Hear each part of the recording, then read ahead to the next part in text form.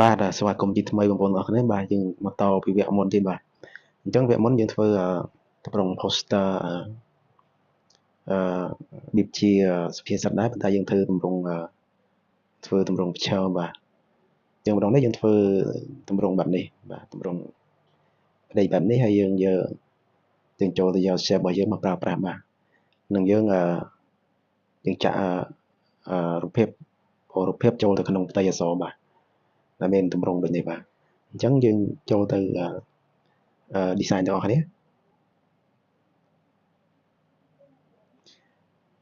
អញ្ចឹងនៅពេលដែលយើងចូលមកដល់កម្មវិធីបងប្អូនទៅកំណត់ទំហំបាទកំណត់ទំហំបងប្អូនចូលមកកន្លែងខាងក្រោមនេះក៏បានដែរបាទចូលមកតមកយើងយក iMac size នេះ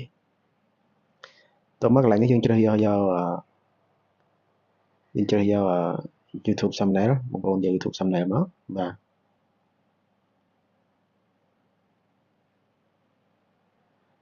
បាទពេលយើងបានទំហំ background ហើយយើងចូលទៅយករូបភាពបាទដើម្បីចូលទៅយករូបភាពយើងចូលមក from gallery បាទបន្ទាប់មកយើងដាក់រូបភាពមួយនេះមករូបភាពឆាវបាទអញ្ចឹងយើងបានរូបភាពមកហើយបញ្ជាក់បងប្អូនបន្តិចបាទចំពោះ poster មួយនេះបងប្អូនទំហំនេះជាទំហំផ្ដេកបាទយើងអាចdesign រួចហើយយើងអាចយករូបភាពនេះទៅធ្វើជាវីដេអូក៏បានដែរបាទគឺថាប្រយោជន៍យើងអាចបង្ហោះជារូបភាពស្លឹកក៏បានឬបងប្អូនចេះកាត់តយើងអាចយកទៅធ្វើជាវីដេអូឬជា podcast បាទយើងអាចយកទៅបង្កើតជាសុភាសិតមកតើមកយើងអាចធ្វើជាវីដេអូ slide show ក៏បានយើងធ្វើជា podcast បានបាទបើសិនជាបងប្អូនបកកែក្នុងការនិយាយយើងអាចdesign ហើយយើងយកទៅធ្វើជាវីដេអូមកបាទអញ្ចឹងនៅពេលដែលបានប៉ុណ្ណេះបងប្អូនចាប់ផ្ដើមសរសេរអក្សរបាទបងប្អូនមានទ្រឹស្ដីឆាវបងប្អូនធ្លាប់មើលរឿងសាមកុកបងប្អូនដឹងហើយបាទឆាវបាទបកកែយុទ្ធសាស្ត្របកកែទ្រឹស្ដីបាទអញ្ចឹងទ្រឹស្ដីមួយរបស់ឆាវផឹកស៊ីជ្រៀងរាំក្នុងមួយឆាកជីវិតមានប៉ុន្មានដងបាទអញ្ចឹងយើង design ជាមួយបែបនេះអញ្ចឹងយើងចូលទៅសរសេរអក្សរទាំងអស់គ្នាបាទយើងឈរលើ nút thạch មកតមកយើងចូលអក្សរ A នេះយកពាក្យ edit មកយើងសរសេរមក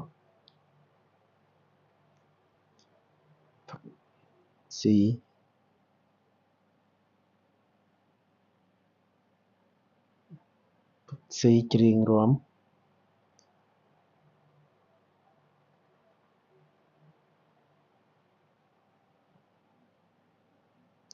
ក្នុងមួយឆាកជីវិតមាន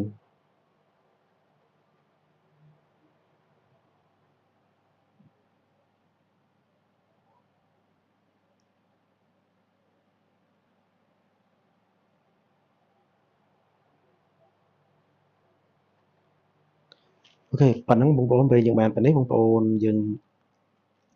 អត់ទាន់ធ្វើអីយើងទៅចូលដាក់ font សិនបាទយើងចូលទៅដូរ font អក្សរសិនមក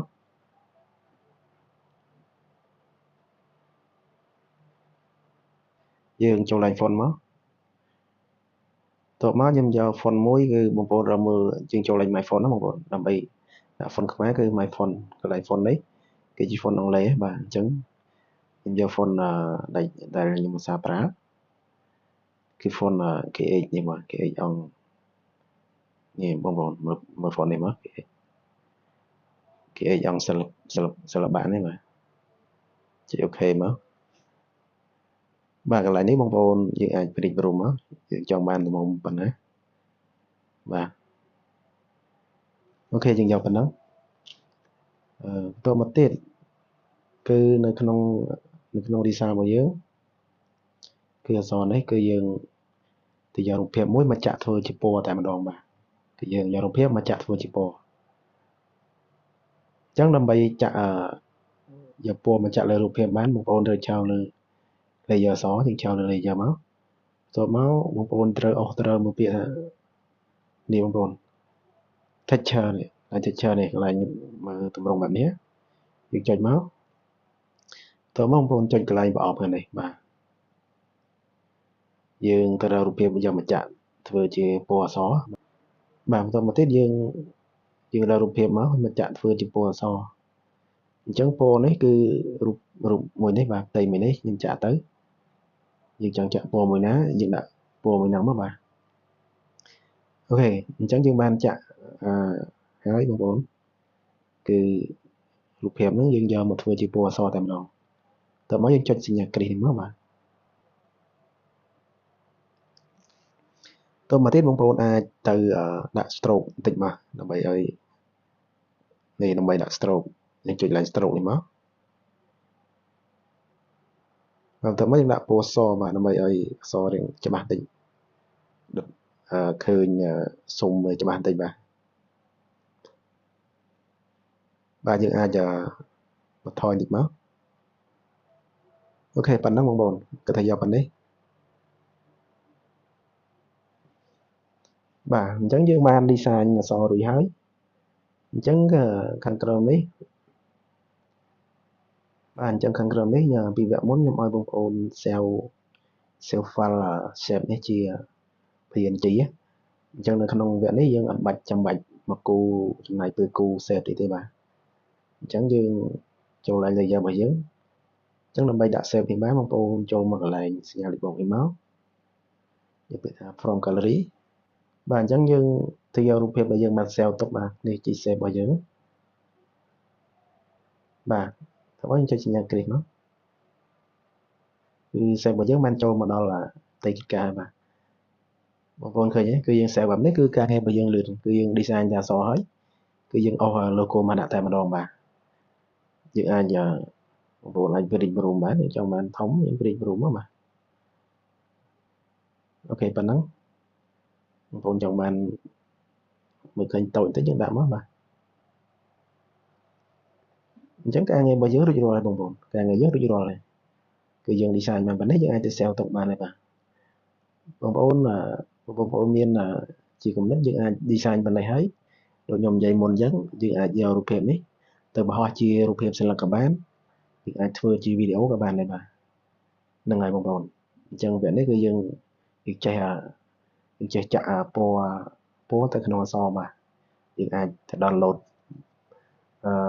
ពណ៌ផ្សេងៗមកជាច្រើនក្នុង Google យើងអាចយកមកចាក់ពណ៌បានបងប្អូនអាចលេខ style អក្សរបានណាបាទអូខេអញ្ចឹងប៉ុណ្ណឹងយើងចូលទៅ save មកបងប្អូនយើង save ទុកមក save image